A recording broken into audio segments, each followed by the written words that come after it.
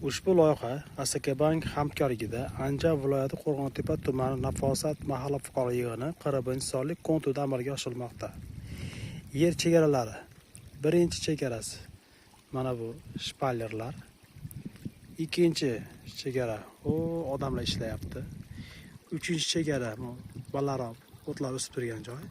Ham to'rtinchi chegarasi mana shu o'q ariq suvoqlar oqlayapti. Bu yer maydoni hajmi 10 gektar, uzunligi 517 metr, eniga 208 metr tashkil qiladi. Bu yerdagi ekinlar zamonaviy usullar bilan parvarishlanmoqda. Hozirda ekinlar unib chiqqan. Ekinlarni yetishish uchun o'rtacha 150-180 kunlarni tashkil etadi. Yetish jarayonida sug'oriladi, tabiiy va mineral o'g'itlar bilan oziqlanadi.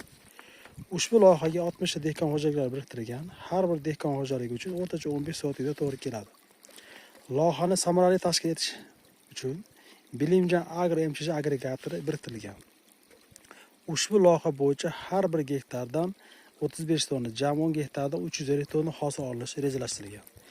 Mazkur loyiha bo'yicha kutilgan natijalar erishilsa, keyingi yilda bu loyihani bir necha barobar ko'paytirish rejalashtirilmoqda.